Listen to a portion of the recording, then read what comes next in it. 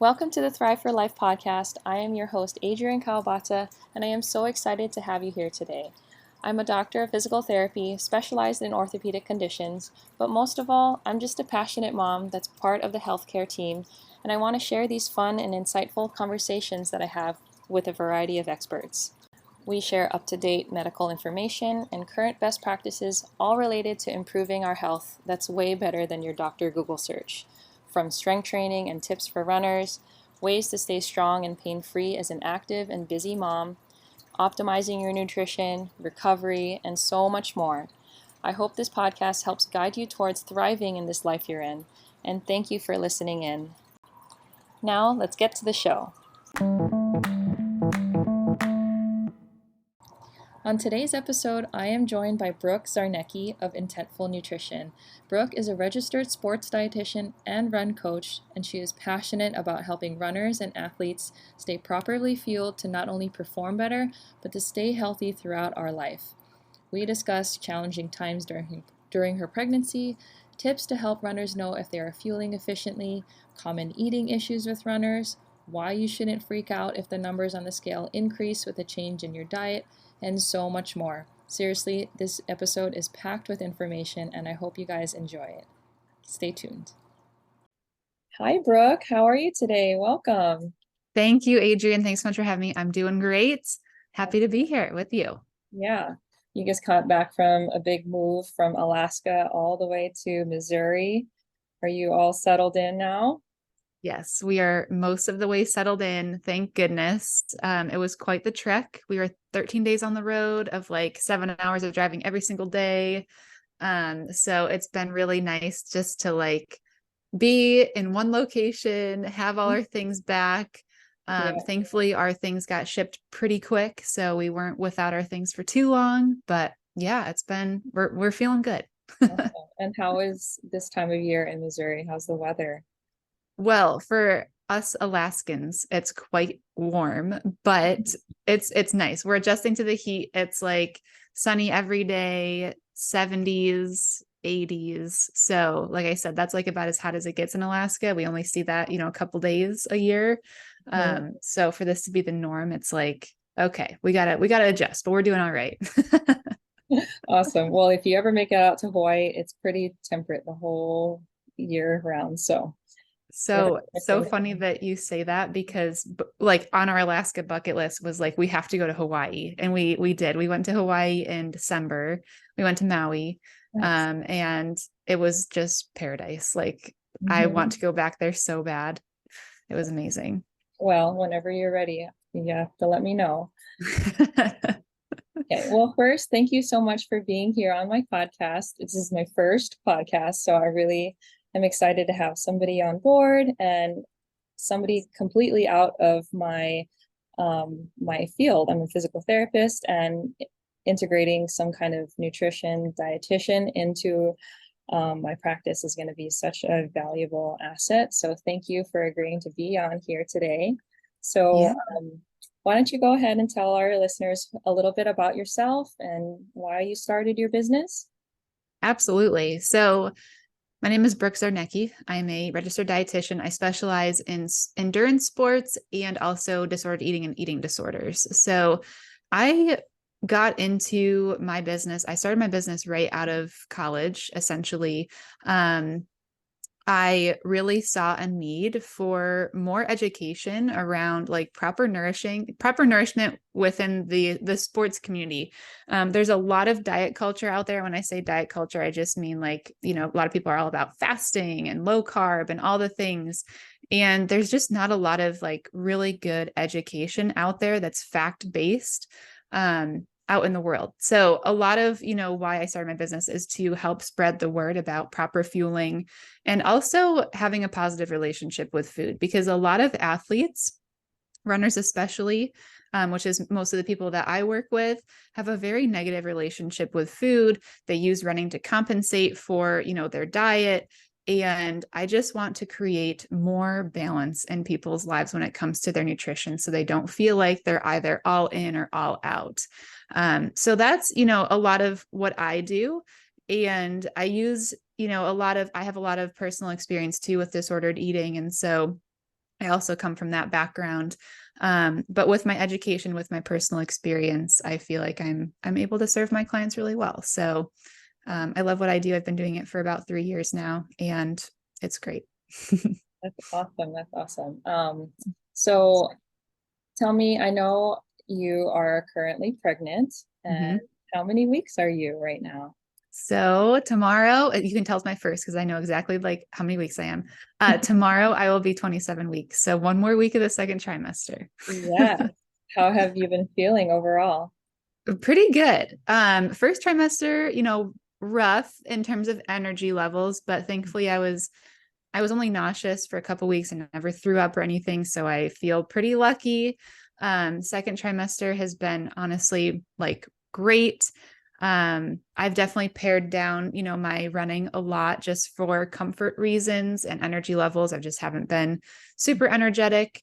But I'm curious, how the third trimester will go as I continue to grow and just, get more uncomfortable. Yeah, you sound just like me. My first trimester, I was nauseous for a little while. I think maybe just a couple weeks, but I never threw up. And I was still able to do active things, but definitely not to the intensity I was before I was pregnant, even though it didn't look pregnant or anything like that. It was just energy levels is seriously Yep. sucked out of you. So, I mean, you're Yep. all growing a human being in there. So awesome. Has any of your diet changed, at least in the first trimester? Maybe definitely anything changed in the second?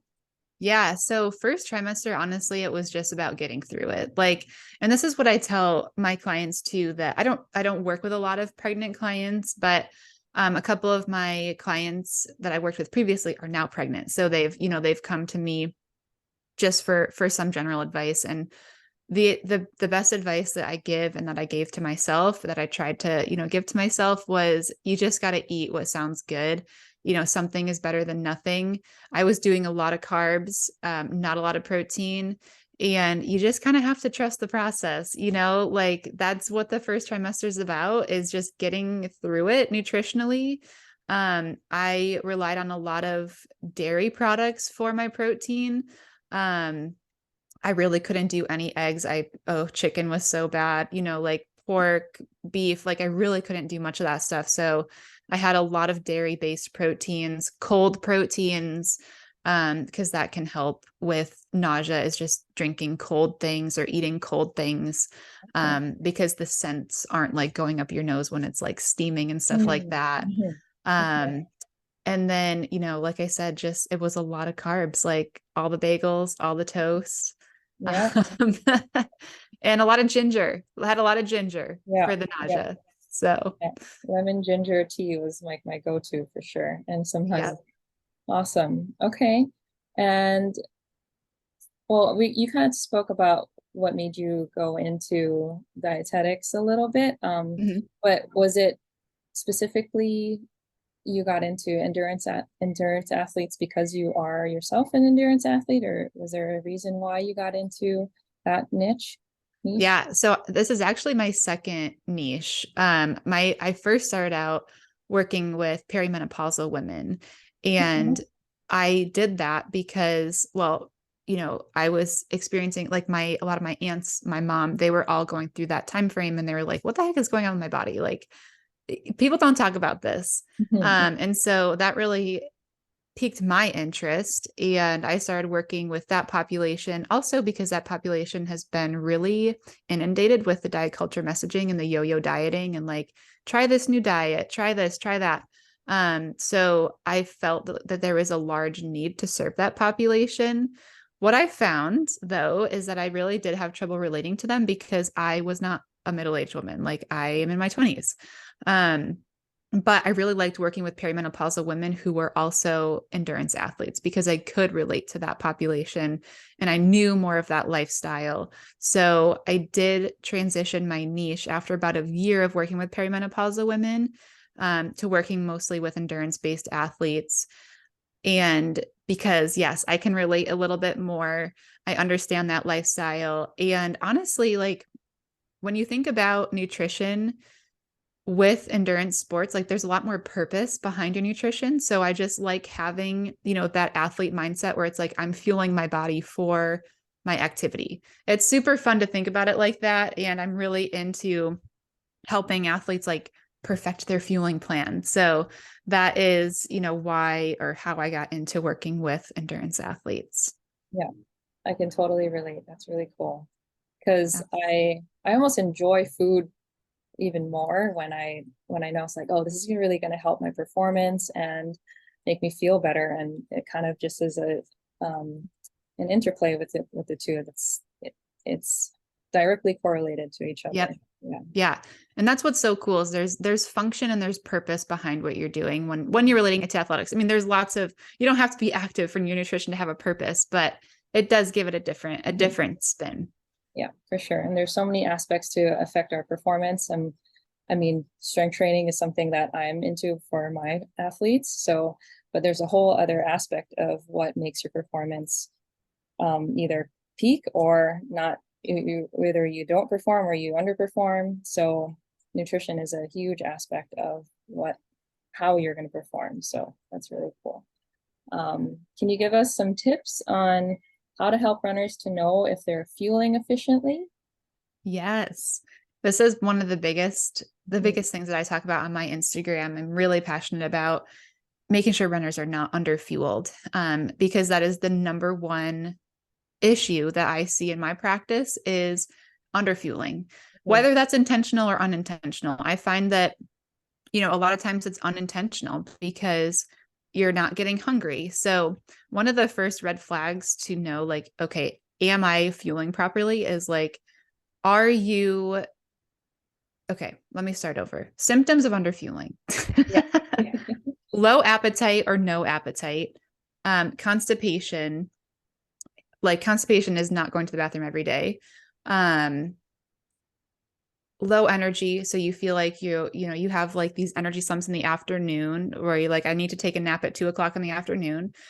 Cravings. So if you feel like you're somebody that's constantly craving carbohydrates, you're constantly craving sweets, or you're constantly thinking about food, that's another major red flag of underfueling.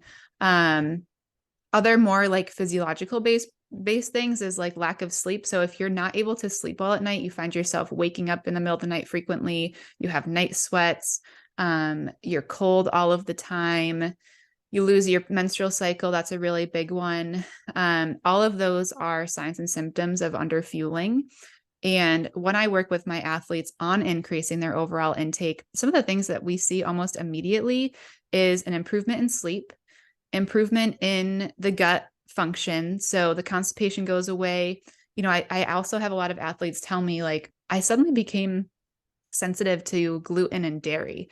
And that was never a thing for me. And now, I feel like I have a lot of gut distress. So gut distress is resolved almost immediately when you start to fuel the body properly. That increase in energy, they feel like they aren't having that afternoon slump. Brain fog clears up. So they're not like just kind of dragged down. They're not in a hot, like hazy fog all of the time.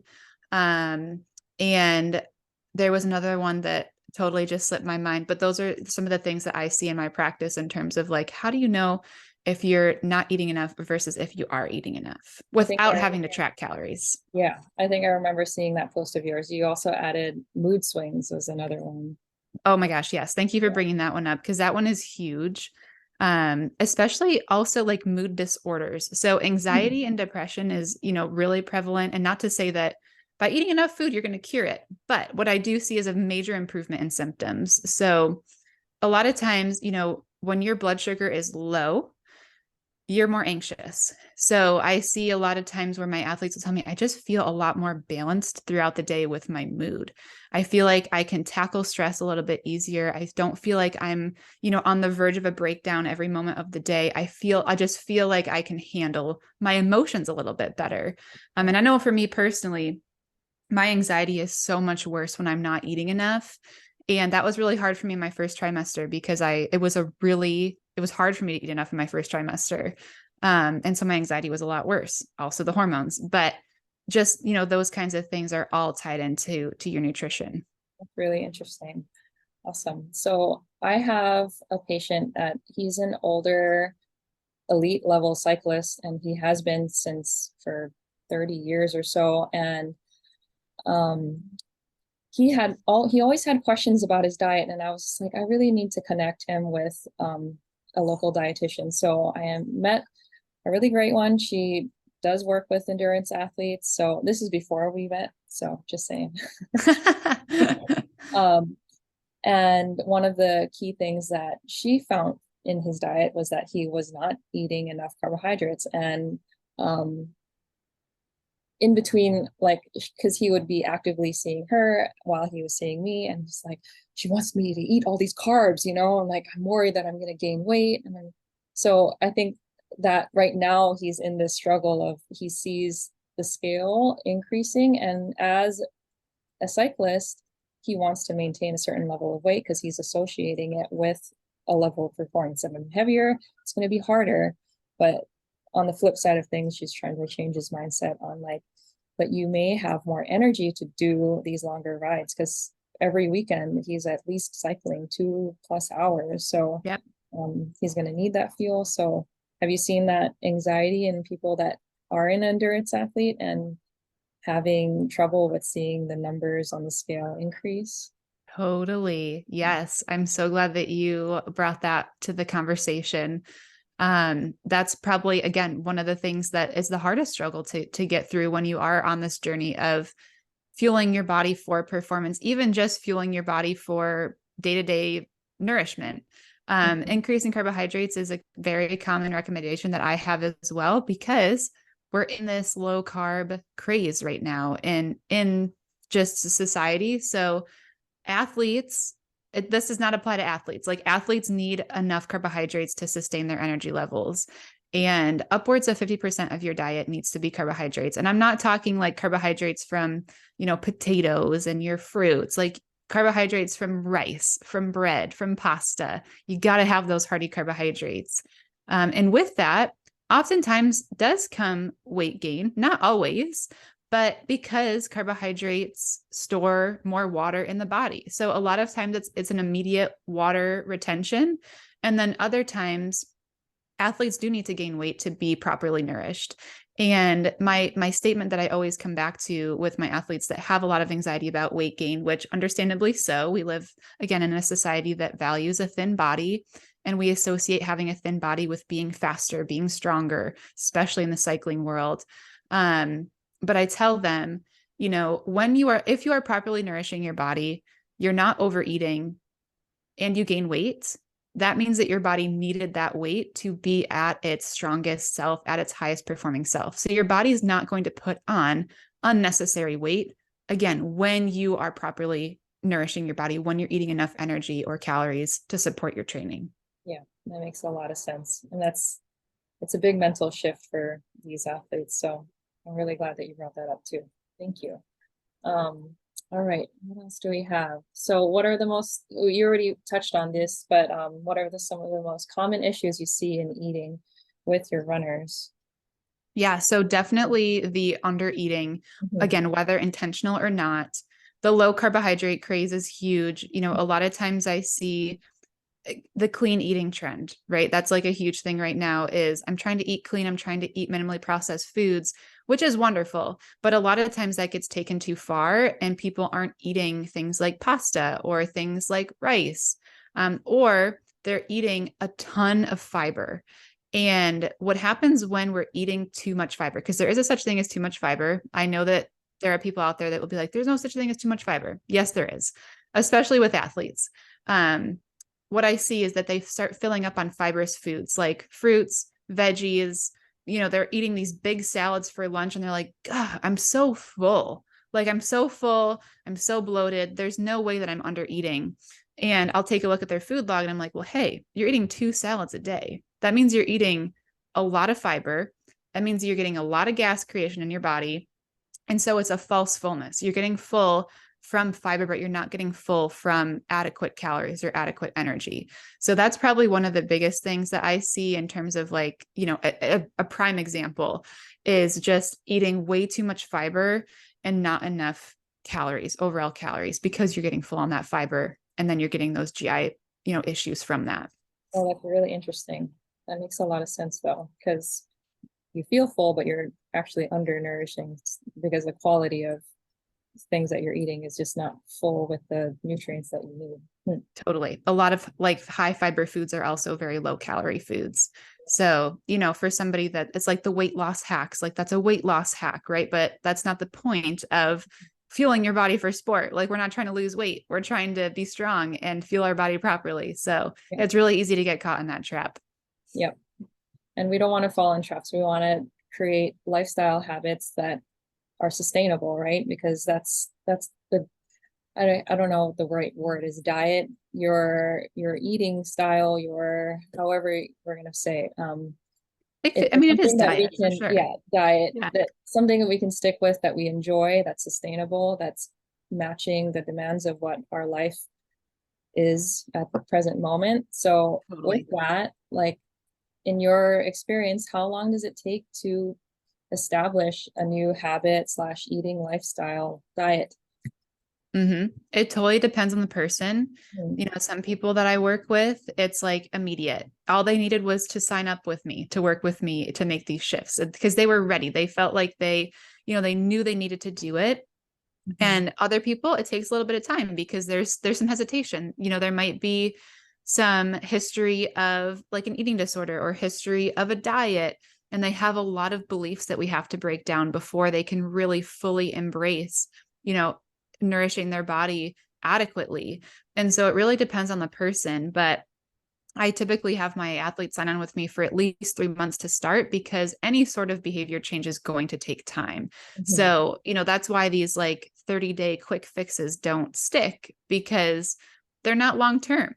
And, that's why I tell my clients, like, anytime we do something, I want you to think about, can you do this for the rest of your life? Like, can you do this for years and years? Because if not, then it's not gonna stay and it's not gonna be sustainable. So it truly depends on the person and their level of not only motivation, but also just where they're at with the relationship with food.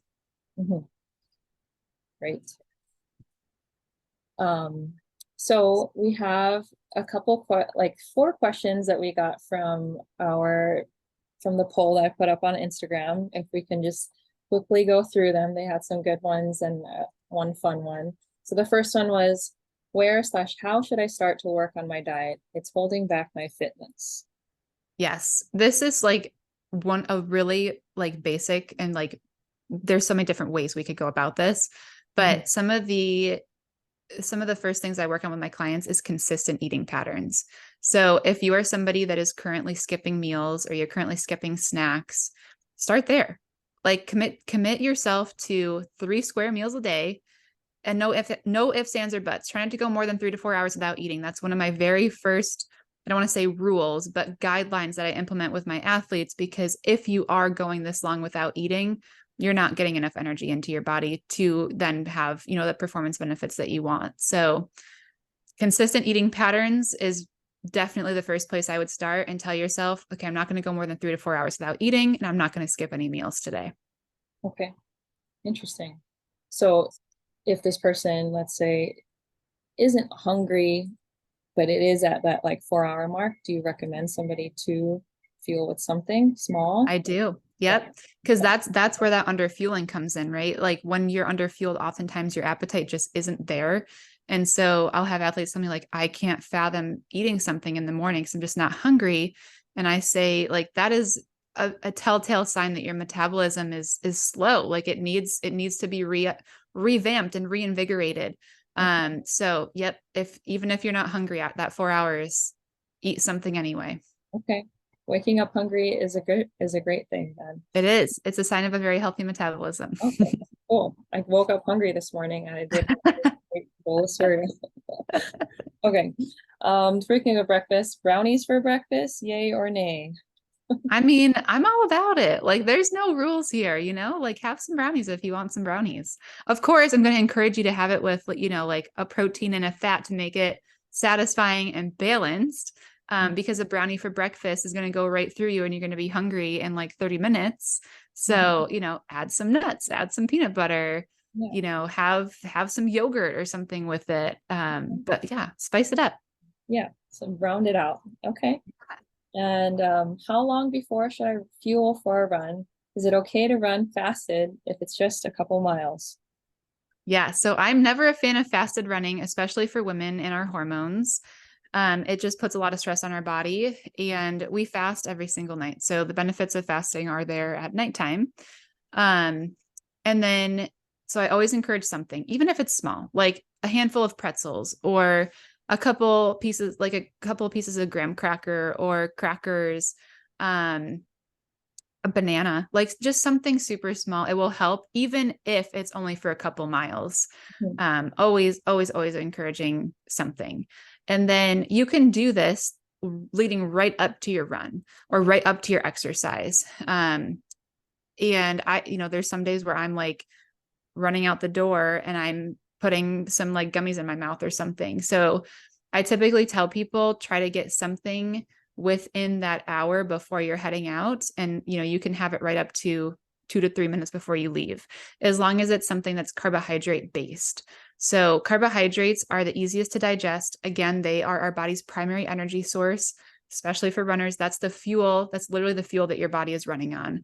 When we have things like protein and fats pre-workout within that first hour, even within like 2 hours before a run, it's going to sit really heavy in our systems, or even before a workout. It's just going to sit really heavy. It doesn't digest as quickly as a carbohydrate, and you're going to feel like you're working out with like a rock in your stomach. So Okay. stick to things like carbohydrates right before. All right. Awesome. Okay. And last question, should I eat lighter on days I'm inactive? How much lighter? Yes. So I always like to reframe this. Your body has baseline needs every single day. Mhm. So I want you guys to start thinking about eating like without activity. That is my baseline level of what I need to be eating. So when I start to add in exercise, you also need to add in more food. So it's not that you're eating less on your rest days, is that you're eating more on your workout days to support that increase in energy. And, to better answer this question, to not be like so, like technical with the terms, I never have my athletes like eat more on a like heavy workout day than a rest day. I always keep things the same. And that's just for, purposes of making sure that your body is getting replenishment on the rest days. If you're somebody that maybe you work out, 5 to 6 days a week, and your rest days, you feel more hungry, you absolutely should not eat less on that day. That means that your body is in repair and recovery mode, and it's actually in catch up mode. So oftentimes rest days can serve as really, really great catch up days to make up for those really heavy days where maybe you didn't get enough food, to support, that level of activity that you are doing. So I hope that answers that question. Yes. Yeah. That makes a lot of sense. I mean, I think this is a great question for me because that was something that I was wondering as well. Because sometimes you just want to, it's like, well, I didn't do anything, but just sit around. I did a bunch of work on the computer. I really don't need that much energy. But then if you are thinking of it on a broader scale, like this week, I'm going to go for a longer run and I need to be adequately fueled for the thing that the days ahead or and catching up, like you said. So that's a really Yep, it's a better way to reframe that thought.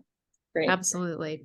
Well, you brought up some really great topics and I learned a lot, certainly. So thank you. So lastly, I want my viewers and my listeners to be able to find you. What's the best way for people to find you, Brooke? Yeah, Instagram. I'm always hanging out on Instagram. So my Instagram handle is at Intentful Nutrition. And I also have a brand new podcast. It's called the Actively Fueled Podcast. That's available on Spotify. As of right now, I'm working on getting it on other platforms, but I have to remember my Apple ID, and we all know how that goes. So it's not yet on Apple Podcasts. Okay. But Instagram and my podcast are the best ways to contact me. And my DMs are always open. Like I'm very responsive in there. So yeah, if you resonated with this episode and you want to come find me on Instagram and you have more questions, I'm all ears. Yeah, Brooke is the best. She really is responsive and all her content is very well balanced and just great information for not only athletes, but just if you're a human, just look on their Instagram. It's some really great information for us to stay healthy with our diet. So Thank you so much, Brooke. I appreciate your time. Enjoy the rest of your day. Thank you, Adrian. Thank you. Okay. All right, everybody. Thank you so much for listening in on my first podcast with Brooke from Intentful Nutrition. I hope you all learned something valuable about improving your relationship with food, how we can stop demonizing carbohydrates, especially if we're an athlete. And I hope you connect with her because she really is passionate about helping people build sustainable lifestyle changes within their diet, avoiding fad diets and that hustle mentality culture out there around food and fitness. We all need to be mindful about our habits around food and how it fuels our daily life and the activities that we love. So thank you again for listening and stay tuned for more.